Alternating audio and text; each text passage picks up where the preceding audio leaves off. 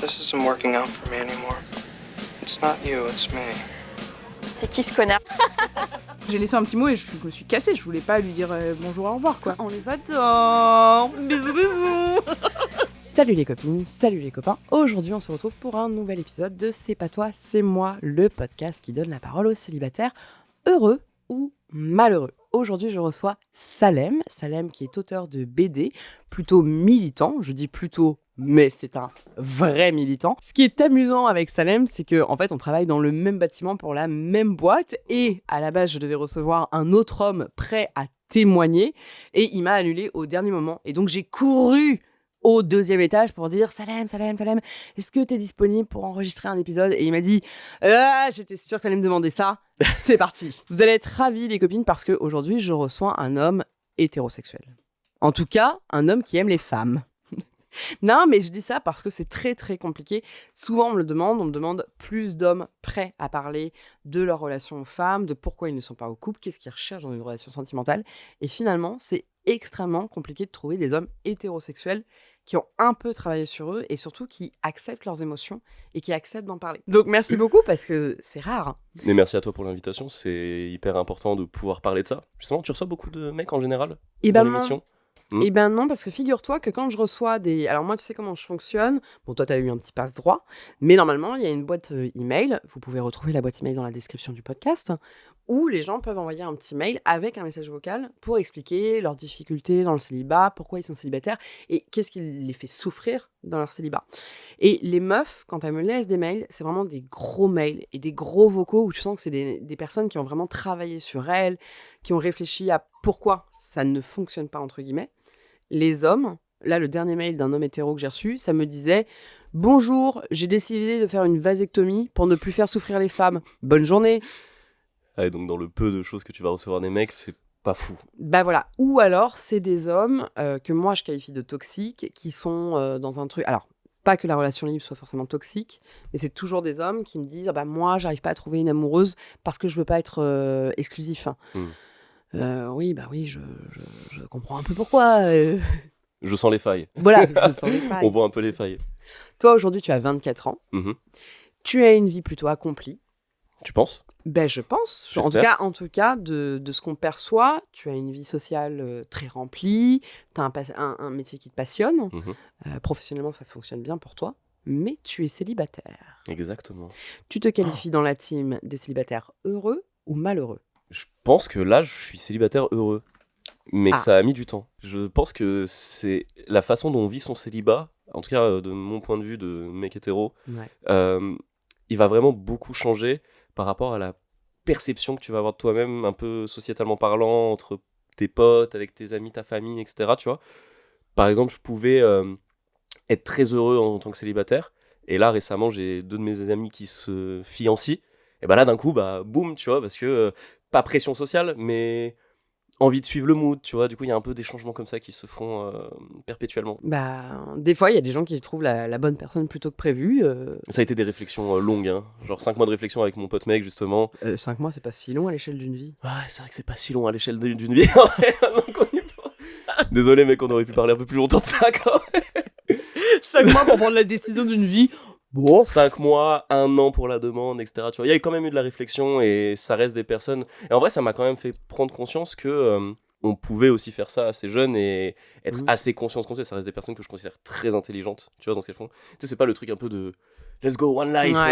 Je me marie, après je vais regretter ça toute ma vie. Tu vois, je vais divorcer, mes enfants seront malheureux et plein de faiblesses et de traumas, ça va être super. Let's go. Non, là, je pense très honnêtement que c'est une demande hyper réfléchie. Et je trouve ça hyper impressionnant qu'à notre âge, on puisse croiser ça. Tu vois. 24 ans, c'est très jeune. Et je pense...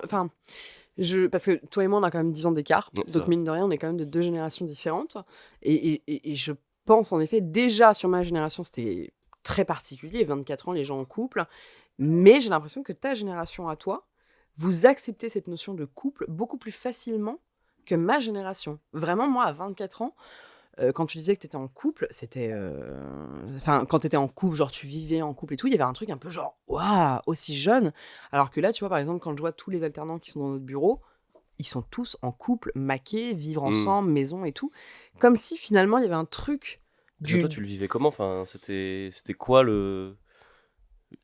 Sociétalement parlant, ça se passait comment, en fait, toi, quand t'étais célibataire? Alors, il y avait un truc où déjà, le féminisme était une notion très lointaine. Ça existait, mais c'était encore cette vision très archaïque du féminisme, les poils sous les bras, on déteste les hommes, etc. Moi, à 24 ans, je n'étais pas encore venue au féminisme. Je ne le savais pas d'ailleurs que j'étais féministe. Je ne mettais pas ce terme-là sur les idées que j'avais. J'avais pas accès à autant de ressources, j'avais pas accès aux ressources qui me disaient que, en tant que femme, j'avais le droit de dire non, que en tant que femme, mon seul but dans la vie n'était pas que d'être une future mère et une future épouse. Donc il y avait ce truc où c'était un peu la révolution sexuelle. Alors c'est un peu... peut-être que c'était très parisien, je sais pas, moi j'ai grandi à Paris, mais il y avait ce truc où c'était une époque où on assumait énormément notre sexualité, où il y avait une espèce de fierté d'être une meuf qui couche avec beaucoup de mecs, etc. La notion du couple était quand même très lointaine. Pas une priorité, quoi. Pas du Pas tout. dans le moment de cette découverte-là. C'était pas une priorité. Et moi, tu vois, par exemple, j'avais eu mon compagnon quand même avec qui je vivais, etc.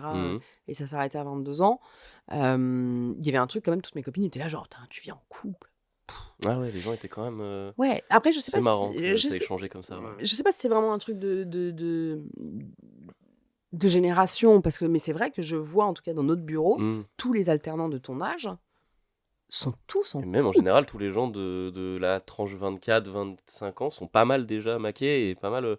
Je me suis rendu compte de ça il y a pas longtemps, tu vois. Et en vrai, t'as raison, c'est peut-être parce que on assume plus ce qu'on est maintenant, ou en tout cas ce qu'on cherche, qu'on est plus sécurisé à se mettre avec quelqu'un. Je sais pas si tu vois ce que je veux dire. Peut-être qu'on a peur de se mettre en couple parce qu'on se connaît pas encore assez et qu'on a envie d'expérimenter un peu partout. Et étant donné que maintenant c'est beaucoup plus simple, entre grandes guillemets, de savoir un peu qui on est, parce que ce soit dans les communautés queer, les communautés racisées ou quoi, tout le monde va pouvoir parler. Ouais. La libération de la parole, tu l'as dit sur le féminisme et tout, les gens parlent entre eux. Peut-être que maintenant on accepte un peu plus de faire confiance à l'autre, on accepte un peu plus de se faire confiance, et du coup de décider de se mettre à deux. Et peut-être aussi que on a un peu peur, je crois, de finir tout seul, peut-être maintenant. Ah ouais? Je sais pas, j'ai l'impression qu'on est tellement angoissé par l'état du monde actuel qu'on se dit que perdu pour perdu, autant finir à deux, tu vois. Toi, t'as une angoisse de finir seule? Non, pas du tout. Mais par contre, tous les gens que je connais, en général, ouais. Et quand je dis ça, ça les perturbe, mais ils sont ah ouais, putain, moi, l'inverse, quoi.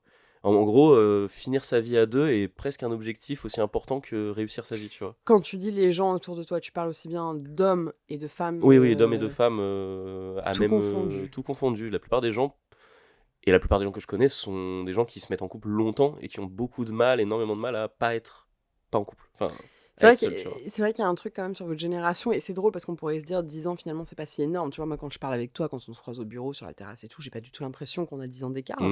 Mais mine de rien, on a quand même grandi dans deux sociétés très différentes. Et en effet, dans votre génération, il y a quand même une espèce d'angoisse par rapport au climat, par rapport... On est conscient, tu vois, par exemple, les combats que tu mènes toi sur l'antiracisme. Moi, c'est en ayant grandi, en étant une petite fille racisée dans une famille blanche, je n'avais absolument pas conscience que j'étais racisée, etc. Donc c'est vrai qu'il y a plein d'angoisses sociétales avec lesquelles vous grandissez, et du coup forcément avec laquelle votre notion de l'amour grandit, que nous on n'avait pas. Enfin, parce que c'était une époque plus légère, je crois quand même que j'ai grandi dans une époque, peut-être la dernière génération qui a grandi dans une époque d'insouciance. Peut-être une époque qui juste voyait pas tant les problèmes parce qu'on n'avait pas trop la possibilité de les dire. Tu vois, enfin là maintenant on a des sphères un peu de parole qui soient les réseaux sociaux avec tout ce que ça apporte de bien ou de mal, mais on a des libérations de parole et des vraies zones de place publique où du coup à la fois les belles choses vont pouvoir se dire facilement, mais aussi les mauvaises choses, tu vois. On va apprendre beaucoup plus tous les problèmes qui vont arriver dès qu'il y a des agressions, on le sait immédiatement, tu vois. Genre le MeToo ça a commencé comme ça, tu sais, maintenant il y a plus personne qui va agresser quelqu'un, qui va pas genre se dire à tout moment demain ça pop ou des trucs comme ça. J'ai l'impression que du coup on a ces angoisses parce qu'on les voit beaucoup plus. C'est sûr. Peut-être. J'imagine. Toi, c'est intéressant, du coup. Quand MeToo est arrivé, t'avais quel âge? Ah, c'était quelle année? 2018 MeToo? Attends, je vais regarder. C'était avec le producteur, là. Weinstein. 2017, en effet. Ok. Donc, il y a quand même eu le Big MeToo en 2017. Donc, toi, t'avais... Je passe le bac à ce moment-là. Donc, t'as 18 ans. Voilà, exactement. Donc, le début de ta vie sentimentale, parce que 18 ans, c'est quand même le début des vraies histoires. Exactement. Pas que les histoires avant soient pas des vraies histoires. C'est d'ailleurs, mais... moi, le début de toute interaction avec une femme s'est passé à partir de 18 ans. Donc, vraiment. Alors, attends, on supprime tout de suite la thématique MeToo. Ah, t'es en train... Tu creuses dans un truc. Oui, là on arrive. C'est-à-dire le début de tout à 18 ans. Vie sexuelle, tout. Ah, ouais, absolument tout. Tu veux que je te fasse le récap de... Bien sûr, t'as envie de ça. Je te fais l'applaudissement militant. Bien sûr. Ouais. On claque un peu des doigts. Moi, j'étais un gamin particulièrement timide envers la gente féminine parce que j'ai beaucoup grandi... évidemment avec plein de séries, plein de films et tout. J'ai eu une éducation très particulière qui fait que je me suis beaucoup plus éduqué via les histoires que je voyais, que je lisais et tout. Et un truc moi qui m'a beaucoup forgé quand j'étais petit et tout, c'était les Disney, parce que mes parents ils nous foutaient devant, ils nous mettaient 7 fois la cassette du Roi Lion. Moi Mufasa c'était mon daron, hein, vraiment de ouf. Quand il part et qu'il meurt, moi je perds un père en fait, tu vois, c'est pas comme toi Dimitri qui a regardé la cassette qui pleure un peu, tu vois. Moi je perds un paternel. Et du coup, j'ai beaucoup grandi avec cette image de l'amour The One, tu vois. Ouais. Genre l'amour ultime, transcendant, le baiser d'amour véritable qui va te réveiller, tu vois, de la malédiction. Et en grandissant, aussi j'ai sauté une classe. Un truc un peu important à dire. J'ai sauté une classe, j'ai sauté le CP, donc un peu l'année où tu connectes avec les autres. Et moi, on me fout un peu dans la classe des plus grands, sans que j'ai eu le temps de connecter. Donc j'ai toujours un peu un train d'arrière et tout, tu vois. D'accord. Donc le moment où les mecs commencent à parler à des meufs, le moment où les gars commencent un peu à s'intéresser à la sexualité, à ce truc, moi je suis paumé quoi. Moi je suis en train de jouer au Beyblade dans la cour, tout seul, et je me demande pourquoi on joue pas au loup touche encore, tu vois, c'est très loin de ça. Et du coup au début, comme je prends pas le train de la drague et je prends pas le train de ce truc là, je vais en L, je me fais beaucoup d'amis meufs, tu vois, c'est un peu le début où je commence, et d'ailleurs toute mon éducation elle se fait à partir de là. Je commence à avoir mes potes meufs, mes potes queer, tu vois, j'apprends qu'il y a d'autres orientations sexuelles, tu vois, qu'il y a d'autres choses, hein, c'est pas que ça, tu vois, dans la vie. Et je suis très pote avec elle, je suis le marrant, je rigole, et du coup je me dis assez naturellement, tu sais, je suis le bon pote quoi. Ouais. Tu sais, je suis le bon pote, ça, et j'accepte ce rôle, mais de ouf, tu vois. Genre je suis vraiment, tu sais, franchement, trop bien, je suis le bon pote, et je me rappelle vraiment que je me disais ça, j'étais en mode, bon en vrai, les meufs, ce sera pas pour toi, tu vois. Et en vrai je me dis ça, mais tu sais, hyper chill quoi. Est-ce que toi à cette époque-là, tu te posais des questions sur ton identité d'attirance sexuelle, hein? Pas du tout. À cette époque-là, tu savais que tu étais attiré par les femmes et... Je savais que j'étais attiré par les femmes parce que je me posais pas de questions en fait aussi à cette époque-là. Je m'en suis posé après pour plein d'autres raisons, on en parlera parce que je pense que tu vas adorer ça. Et je sais, je te sens là, je sens les trucs et tout. Mais non, du coup j'arrive en études supérieures, et en études supérieures je rencontre une fille pour la première fois. Il se passe des trucs, tu vois. Il se passe des trucs avec du physique, du toucher, du sexe en fait, de la sexualité. Donc du coup là t'as quel âge à ce moment-là ? Là j'ai 18 ans. Ah oui, donc vraiment premier bisou. Premier baiser et tout, pareil. Genre, j'avais jamais eu ça. Pas que ça m'intéressait pas, mais j'étais pas. Je le cherchais pas. Ouais. On avait la pression de la première fois sexuelle, genre de ouf, que les meufs et mecs ont tous ensemble. Horrible. À fond, quoi. C'est l'enfer, ça d'ailleurs. Faut pas faire ça. Faut arrêter avec ça. Non, on arrête de faire ça, c'est fou quand même. Venez, on arrête. À 17-18 ans, on a autre chose à foutre que se poser cette question. C'est incroyable. Et du coup, tous les potes avaient vraiment envie de ken, de faire leur première fois, etc. Tu vois. Et moi aussi, en vrai. Mais plus parce qu'il fallait le faire. Il fallait faire la première fois, mais en vrai, ça m'intéressait pas plus que ça, tu vois. Et le moment où je l'ai fait, il s'est avéré que c'était avec quelqu'un qui avait, du coup, des traumas et des angoisses particulières. Et du coup, ma première fois, il a fallu la faire dans ce cadre-là, de comment tu actionnes de la sexualité avec quelqu'un qui a évidemment vécu des traumas et où c'est pas du tout une sexualité que tu fais quand t'as 18 ans et que t'as jamais touché une meuf, tu vois. Et comment tu réfléchis à ça, comment t'actionnes, et en fait ça a complètement écrit ma sexualité sur toute ma life en fait. Ah ouais. Le côté de la première fois tu vas genre pas juste faire attention, tu vas être à l'écoute de chaque geste, de chaque respiration, de chaque mouvement, parce que en fait la plus grande peur que tu peux avoir c'est d'encore plus blesser quelqu'un qui est déjà extrêmement blessé, tu vois. C'était sa première fois elle aussi ? C'était sa première fois. Sa première fois consentie. Et sa première fois consentie du coup. Et ouais, donc et de son côté aussi ça a été un défi de ouf, et moi je la remercie à fond que ça se soit passé avec elle et que ça se soit fait comme ça, et parce que du coup on a grandi et aujourd'hui elle a une vie hyper épanouie de ouf et c'est trop bien, et on en parle encore, tu vois, aujourd'hui. Et c'est, mais ouais, moi ma sexualité s'est construite autour des traumas des autres, tu vois. C'est intéressant, cette notion de ma sexualité s'est construite autour des traumas des autres. C'est fou parce qu'en tant que femme, moi ma sexualité s'est construite autour de mes traumas. Parce que finalement, pas que les hommes n'aient pas de trauma, mais il y a tellement peu d'hommes qui ouvrent le dialogue sur leur trauma, que finalement, ça se trouve, moi j'ai couché avec des hommes qui ont eu des des violences sexuelles, qui Mm. ont subi des traumatismes par rapport à leur corps, par rapport à leur personne, par rapport à leur identité, mais je ne le sais pas, Mm. vu qu'ils n'en parlent pas. Et c'est vrai que c'est intéressant, cette notion de, finalement, se construire sur l'adaptation aux autres. Bah, c'est ça, et je pense que les meufs aussi, c'est tellement normal, c'est terrible à dire, mais c'est tellement évident que chacune d'entre vous, vous avez vécu ces traumas-là, que du coup, quand les mecs vont pas forcément se poser la question de est-ce que moi j'en parle, est-ce que je l'ai vécu aussi, peut-être que tu te dis, bah, c'est pas la même chose, c'est pas pareil ou quoi, tu sais, il y a peut-être des grilles aussi de à quel point tu considères la violence que tu as vécue par rapport à celle de la personne avec qui t'es, tu vois, qui peuvent être, je sais que j'ai des potes qui n'ont pas considéré qu'ils avaient vécu des trucs avant longtemps, alors que c'était grave, Ouais. parce que ils disaient, bah ouais, non, mais ma meuf, elle a vécu ça. Attends, oui, de ouf. Mais juste ouvre-toi aussi un peu à toi-même, tu vois, et juste comprends, regarde le miroir aussi, tu vois, et comprends ces trucs-là, et après ils comprennent. Mais je pense que quand t'es un mec, ton boulot, entre guillemets, c'est, sexuellement parlant, c'est d'abord de faire attention à la hétéro, hein, en tout cas, encore une fois, je le redis, c'est évidemment de d'abord faire attention à la sexualité de ta partenaire, parce que cette violence-là, elle est tellement normalisée que nous, on aura toujours l'occasion d'en parler et les gens vont toujours écouter. Tu vois, un mec qui va dire qu'il est traumatisé sexuellement, c'est tellement pas normal qu'on le dise que ça va attirer les gens et les gens vont dire « Oh, qu'est-ce que t'as ?» Une meuf qui va le dire, c'est presque devenu naturel, tu vois. Je sais pas ça. Ça, je suis pas tellement sûre parce que les femmes, quand on parle de nos violences, il y a un truc très oh, bon, de toute façon, qui n'a pas vécu ça? Presque. Et j'ai l'impression qu'il y a très peu d'hommes qui se permettent de livrer ce qu'ils vivent et ce qu'ils ont vécu parce qu'il y a un énorme tabou de t'es un homme et tu t'es fait violer. Comment ça t'est arrivé? C'est vrai que je pense pas. Je pense qu'il y a ce truc-là. je pense qu'il y a un vrai tabou autour de ça, que un homme qui assume qu'il s'est fait violer vis-à-vis d'une partenaire, c'est pas sexy et c'est horrible de dire ça, hein, parce que vraiment, dans Mais on tous les comprend cas, et je pense que les gens eh, comprennent ce que tu veux dire. être victime de quelque chose, ça n'est pas sexy. Mais je pense, et je te parle en étant une femme qui a été violée. Moi, j'ai perdu ma virginité, je déteste ce terme, et je le dis beaucoup dans le podcast, mais en tout cas, j'ai été déviergée à 8 ans contre mon gré. C'est horrible ce que je veux dire, mais je sens bien que certains hommes, pas que ça les excite, mais qu'il y a une forme de faiblesse, parce que les hommes sont attirés par une forme de faiblesse. Il y a une forme de fragilité qui, c'est pas l'acte, c'est pas le fait que j'ai été violée qui les excite, c'est le fait que je livre une part de fragilité qui peut aller dans le sens naturel des choses. Une femme qui est inférieure à l'homme. Est-ce que j'ai totalement raison? Je ne sais pas. Est-ce que tous les hommes sont comme ça?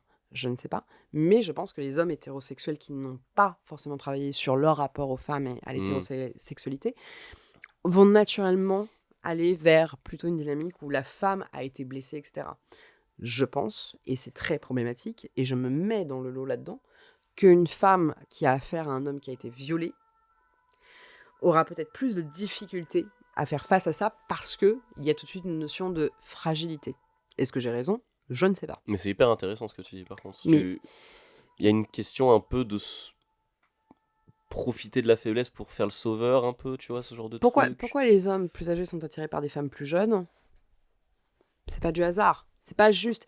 Les hommes plus. Enfin, par exemple, quand tu vois le discours des masculins, des incels, etc., qui parlent de oui, après 30 ans, une femme est périmée, etc., une femme est plus belle à 20 ans.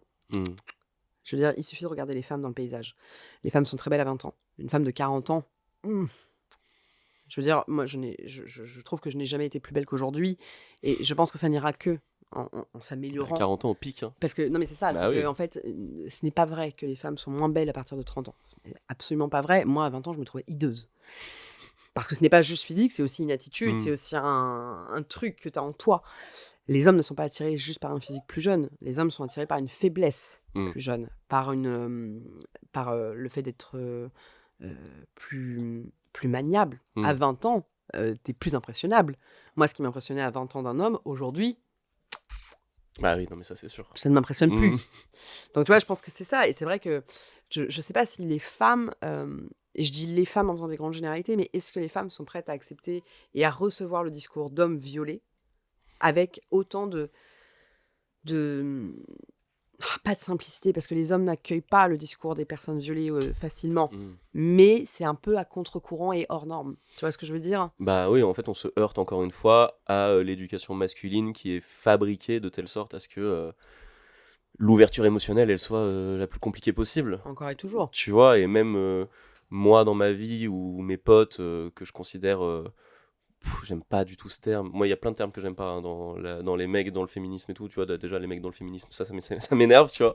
Mais genre, en tant que personne qui va réfléchir et faire de son mieux sur ces questions-là, tu vois, c'est le mieux que je pourrais dire par rapport à ça. Je trouve qu'on a encore énormément de problèmes par rapport à ça, qui viennent de notre éducation, tu vois.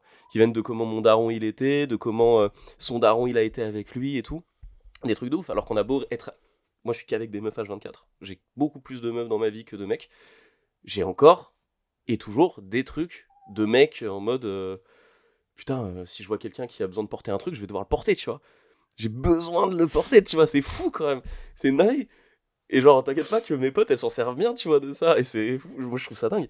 Tu vois, et ça, c'est les plus légers. Tu vois, c'est vraiment les trucs les plus légers. Mais tu vas avoir énormément de trucs sur... par exemple, des trucs cons. Mais discuter avec une meuf... C'est mon ex qui m'avait passé un bouquin qui s'appelle Les Sentiments du Prince Charles, qui est une bande dessinée que je conseille à tout le monde, qui parle de ça, d'attitude masculine dans la drague. Je le dirais très mal, mais lisez la BD. Et qui parle d'un truc très con que moi je faisais énormément, et qui est grave un truc de mec, du coup j'ai appris dans cette BD.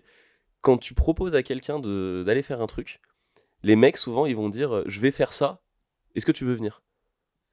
C'est vrai. Au lieu de dire est-ce que tu veux venir avec moi ? Enfin, je veux que tu viennes avec moi, tu vois. C'est tellement vrai. Ça, pour moi, c'est... T'as vu ? Tu vois ça ? Mais moi, C'est j'ai vraiment pété vrai. un câble quand j'ai vu ça. Parce que j'ai fait ça toute ma life avec des meufs. Parce que la peur de paraître en mode « Ouais, j'ai trop envie que tu viennes avec moi. » Non, je suis un mec. Donc, comme je suis un mec, j'y vais moi, tout seul. Et si tu veux venir, bah tu viens si tu veux. Tu vois ? Et c'est inconscient de ouf. En vrai. Mais en fait, juste le fait de pas dire « Je veux Ouais. partager ce moment avec toi », ça, c'est un vrai truc de mec. Genre de toujours... faire le loup solitaire et à l'occasion, si tu veux et que moi je suis pas trop occupé, tu peux venir passer une tête, tu vois. Alors qu'au fond on a juste envie de voir la personne. T'as vu, tu tiltes ? C'est vrai, j'avais jamais... Moi j'ai pété un câble quand j'ai vu ça. Recentrons-nous Mm. sur ta vie à toi. Ouais. Sur ton petit cœur et ton petit cul. Bien sûr.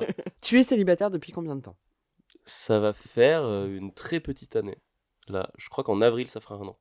Mais je suis plus sûr, exactement. Putain, c'est drôle, moi je... On est censé se souvenir des ruptures ? Moi je veux oublier ces moments. Hein. Alors, tu veux que je te dise, je pense que là c'est encore une différence homme et femme. C'est que par exemple, moi, mes potes meufs, on sait exactement depuis combien de temps on n'a pas baisé, on sait exactement depuis combien de temps on est célibataire. Ok. Parce qu'il y a une espèce de... Il y a une pression énorme. On Ouais, est ok. un peu pressurisé par le fait de je suis une grosse ratée, je suis célibataire depuis X temps. Ah oui, mais ça j'ai beaucoup de potes meufs Donc qui c'est un qui peu me disent ça, ouais. l'échelle de la lousitude. Ouais, ok. À la fois, il y a une forme de fierté. C'est-à-dire Mhm. que moi, par exemple, je suis là genre, ça fait 4 ans que je suis célibataire. Oui, passer un certain nombre d'années, maintenant, c'est que du score. C'est que juste aller plus loin encore. Bon, 4 ans, autant faire les 10, tu vois. Bien sûr. Ah, mais je comprends, j'aurais envie de scorer de ouf. Alors, tu veux que je te dise Alors, sur la notion du couple... Si tu me dis que t'as lâché un gars, juste parce que t'as refusé de voir un gars parce que tu devais faire pile 4 ans, ça me rend Non, fou. mais tu veux que je te dise, sur la notion de couple, non. Je me dis quand même, là, 4 ans, waouh. Wow, Hmm. it's something. Mais là, par exemple, le fait que j'arrive aux 8 mois sans relation sexuelle, Mhm. it's a score. Et t'es fier ou t'as un peu le seum ? Après, je te connais dans le privé, du coup, je connais un Tu peu me la connais réponse. Tu me connais dans le privé, donc tu sais. Mais est-ce qu'il y a un peu aussi une fierté ? Alors, c'est un mélange des deux. En Mm. vrai, c'est un mélange des deux parce que, oui, il y a un côté un peu score. En effet, il y a un côté un peu de jusqu'à quel point je vais tenir. Ouais, Jusqu'à ok. combien de mois je vais tenir. Et alors, c'est assez ouf. C'est que moi, quand même, je peux exprimer que le fait de m'être débarrassée des hommes sexuellement dans ma vie Hmm. ne m'a apporté que du bon. Je ne peux... Et donc là, il y a quand même une grosse pression, une grosse peur de réintégrer des hommes dans ma vie De sexuelle. replonger. Parce que depuis que je n'ai plus aucun homme dans ma vie, ni sexuel, ni sentimental, ma vie va beaucoup mieux. Mais tu sais que t'en parles comme d'une drogue. Là, t'as dit tous les termes de ça fait 8 mois, je suis content, je l'ai plus dans ma vie, j'ai peur que ça revienne. C'est ouf, c'est vraiment le champ lexical de la drogue. Est-ce qu'il y a un rapport ou c'est juste des tournures de phrases ? Alors, je pense que c'est pas du hasard. Mhm. Oui, c'est vrai que je ne l'ai jamais formulé comme ça, mais je pense en effet qu'il y a quand même une addiction au rapprochement, une addiction au câlin. Au regard aussi, peut-être.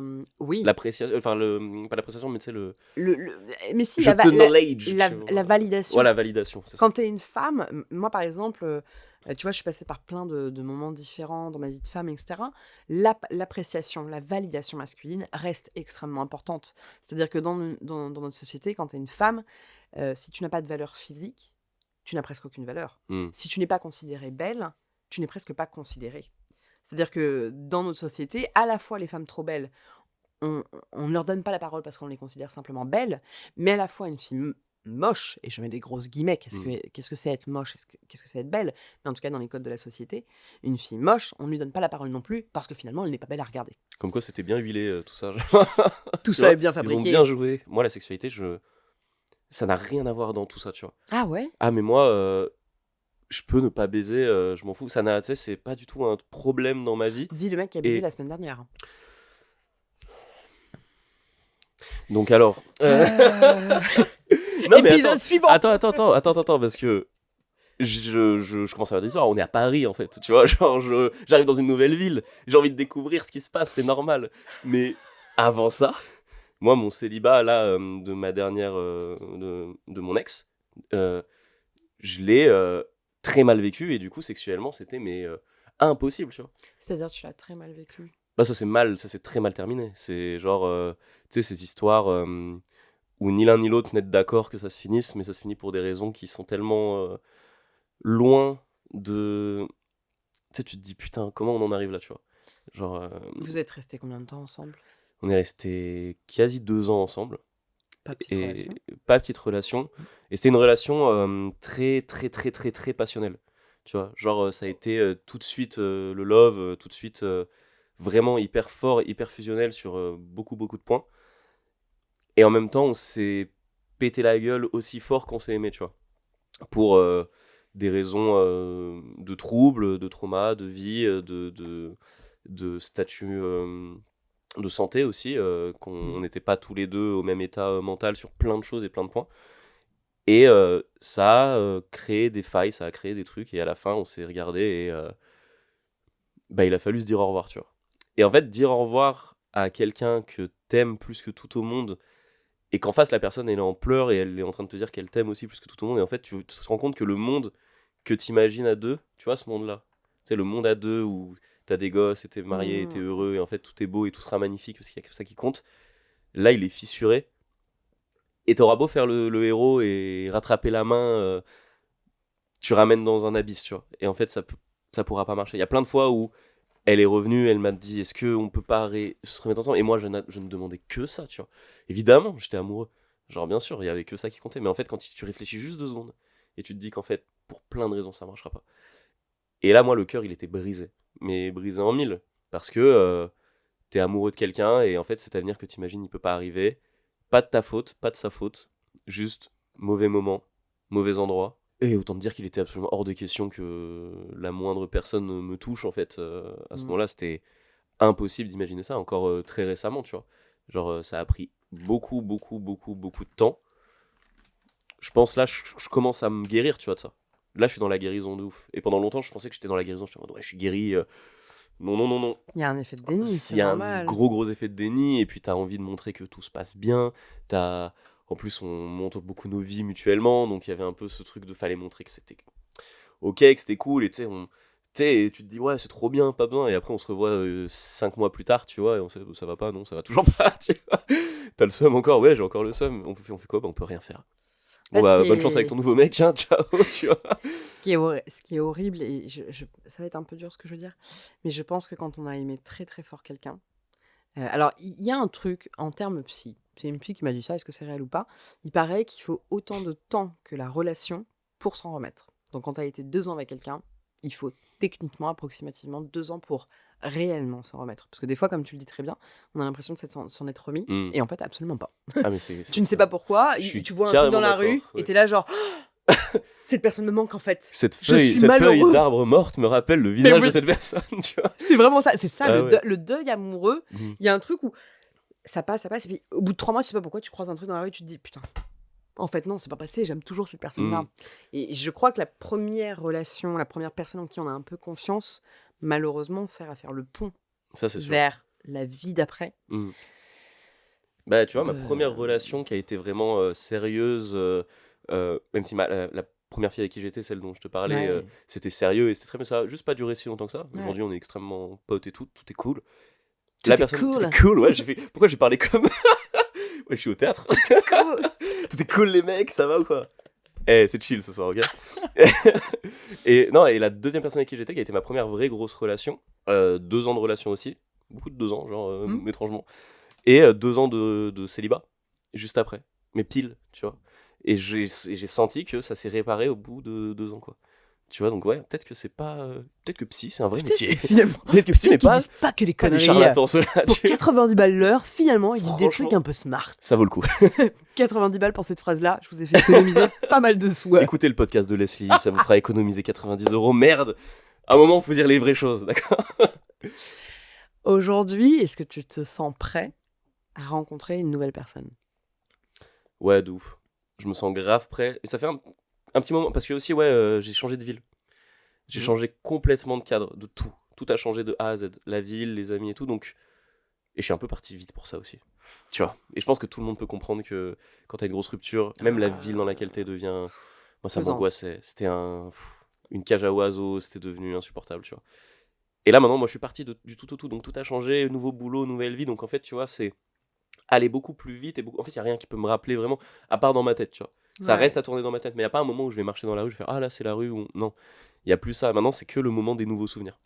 Du coup, je me sens beaucoup plus apaisé aussi en amour depuis cette relation qui m'a fait apprendre énormément sur moi et sur ma façon d'aimer et la façon dont je voulais aimer par la suite, tu vois. Déjà, ça m'a fait prendre conscience que je pouvais me sentir bien en étant amoureux et pas juste en étant un bourreau de travail comme je le suis en pensant qu'à ça. Non, en fait, l'amour, c'est aussi un truc cool et c'est cool à vivre. Ça vaut le coup.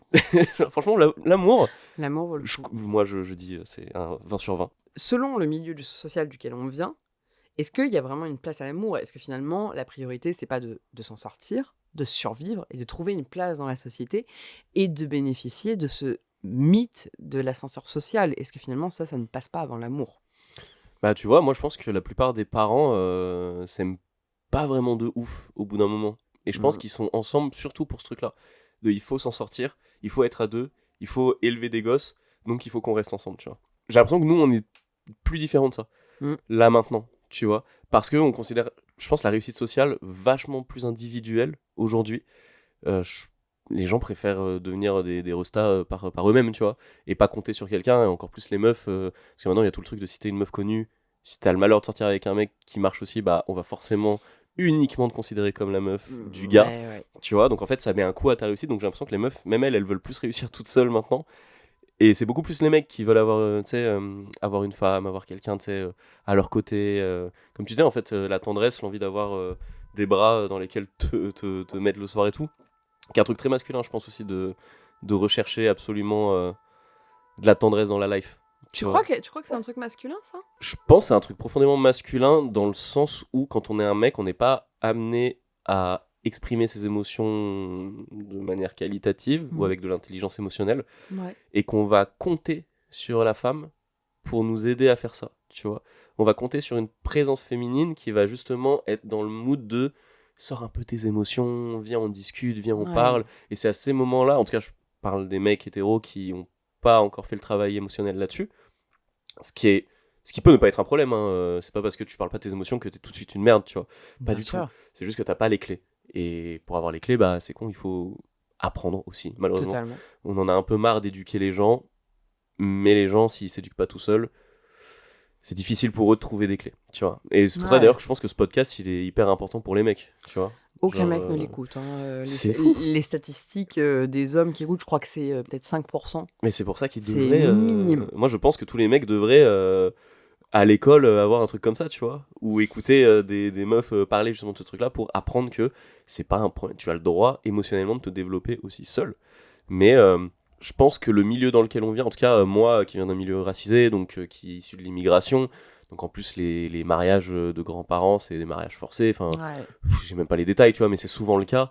Donc vraiment, l'amour, qu'est-ce que c'est en vrai l'amour pour des gens issus de l'immigration? Il est hyper biaisé, ce sentiment. Totalement. Tu vois. Il est complètement biaisé. Ce serait génial d'en parler avec quelqu'un qui vraiment est immigré de ouf, vient vraiment de là-bas, first generation, tu vois. J'ai pas été éduqué à penser amour, tu vois. J'ai été éduqué à penser famille. C'est intéressant ce que tu dis, parce que du coup, je pense, moi, j'habite dans un quartier où il y a beaucoup d'immigration, Et c'est vrai que je ne me suis jamais posé la question de ces hommes que je vois en bas de chez moi, qui sont issus de pays africains, qui sont la première génération d'immigration en France. C'est quoi leur place de l'amour ? Quelle place ils donnent à l'amour ? Je pense que peu importe de quel milieu tu viens, peu importe c'est quoi ton parcours de vie, l'amour, on en a besoin. Ça nourrit. Et c'est vrai que c'est intéressant ce que tu dis. En effet, cette première génération de personnes immigrées qui arrivent aujourd'hui en France, quelle est la place de l'amour dans leur vie, quoi ? Et aussi à garder en tête que notre vision de l'amour, elle est aussi occidentalisée à fond. Totalement. Et que le fait que nous, on soit en mode l'amour et tout, c'est génial. C'est une vision occidentale blanche, en vrai, de l'amour. Et elle est pas moins bien que des personnes au fond du Malawi qui vont considérer ça différemment, qui vont avoir Totalement. d'autres mots, d'autres termes, d'autres façons de le dire. Tu vois, les familles immigrées se disent rarement je t'aime, très très rarement même, mais parce que c'est pas ça le langage de l'amour. Le langage de l'amour, il passe pas par les mots, il va pas passer par les émotions qui vont se dire, ça va passer plus sur de l'aide.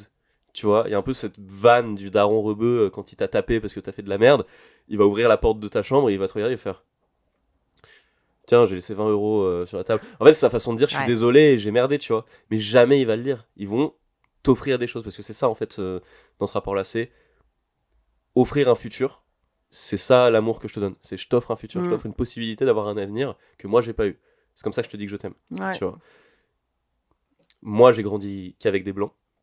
Donc j'ai grandi avec une vision de l'amour beaucoup plus émotionnelle. Vraiment, comme je t'ai dit, le Disney, les trucs comme ça et tout, à fond. Aujourd'hui, je suis quand même hyper matrixé par le taf, comme toi en fait. Parce que le besoin d'exister, le besoin de s'approprier notre existence et de la hurler au monde. Ouais.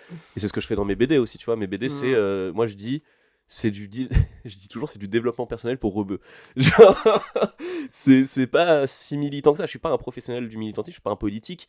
Je suis même pas un expert, je suis juste un gars qui a la chance de pouvoir ouvrir un peu sa gueule, encore un, mais je me permets de le faire sur des questions de racialité, parce qu'il n'y en a pas tant en France, en BD même il y en a juste pas trop, même il y en a pas, et c'est plus justement de ces clés-là dont on a besoin, et je pense qu'en amour aussi on a besoin de ces clés-là, tu vois, pour essayer d'avoir une vie plus tolérante. Nous arrivons sur la fin de l'épisode. Alors, auditrice, auditeur, vous ne pouvez pas savoir toutes les péripéties qui s'est passées pendant cet épisode, mais nous avons eu la batterie qui a coupé une fois, ensuite il nous manquait des piles, mon voisin a dû descendre. Donc ça fait 30 minutes, pour nous ça fait 3 jours qu'on est dans ce salon, vraiment faut qu'on aille prendre une douche, c'est pas possible. Ça fait 3 jours qu'on est en train d'enregistrer cet épisode.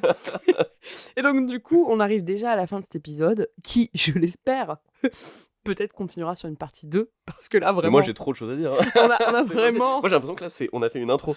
C'est exactement ça, on a fait l'intro de l'épisode, mais on n'est pas rentré dans le fond de l'épisode. Mais du coup on va plus parler au travail. Parce que du coup on va vouloir le dire sur le micro, quoi. Faut qu'on garde ça pour l'épisode. J'ai trop de trucs à dire, non garde-le. Chaque invité, je leur pose cette question-là. Qu'est-ce qu'on peut te souhaiter pour ta vie sentimentale pour l'année à venir ? Que je continue là dans la lancée où je commence à être, et où je commence à me rendre compte que mes émotions elles ont leur place, que je suis pas défini par le fait de juste être dans la réussite totale pour prouver mon existence, mais que je peux aussi créer du lien différemment. L'amour pour moi il est aussi hyper fraternel avec mes amis et tout, donc pour moi ça c'est la clé de voûte. Donc continuer à avoir le bonheur chez mes potes et chez ma famille et chez les gens que je rencontre, parce que je crois que c'est ça qui me fait le plus apprendre sur moi-même, tu vois. C'est le bonheur des autres qui me fait comprendre comment être émotionnel et comment être amoureux et comment le ressentir et tout. Donc continuons sur cette lancée, tu vois. Et puis merliche de ouf, on verra. Si les gens ont envie de te retrouver sur les réseaux sociaux, où est-ce qu'ils peuvent te trouver ? Eh ben, vous pouvez me trouver sur mon compte Insta, Salem Comics, où je publie des bandes dessinées sur la racialité, sur des questions et des problématiques qu'on subit en tant que personne racisée en France, mais pas que. Et je parle aussi de vie personnelle, de vie sentimentale, sur des BD beaucoup plus intimes, où du coup, là, c'est vraiment de l'introspection pure. Et plein d'autres choses qui vont arriver bientôt, mais que je garde un peu en secret. Venez sur mon compte pour voir un peu tous les bails, mais il y a des trucs sympas qui arrivent, quoi. Voilà. Dans tous les cas, je vous mets dans la description de l'épisode les contacts de Salem. Merci beaucoup pour cet épisode. Je sais que c'est pas toujours évident pour un homme hétéro et j'ai beaucoup de difficultés à recevoir des hommes hétéros. Je sais que vous êtes beaucoup dans les abonnés à me demander des témoignages d'hommes hétéros et c'est pas évident de trouver des hommes hétéros qui acceptent de témoigner de leurs émotions et qui ont le recul nécessaire aussi pour témoigner sur leurs émotions. Donc vraiment, je tiens à te remercier énormément. En tout cas, je vous souhaite une très belle journée, une très belle soirée, peu importe le moment auquel vous écoutez cet épisode. N'hésitez pas à laisser une petite note ou un petit commentaire sur Spotify, Apple Podcast ou même YouTube si vous regardez la version filmée. Et si vous me cherchez sur les réseaux sociaux, je me trouve sur Instagram et TikTok au nom de Leslie Grano.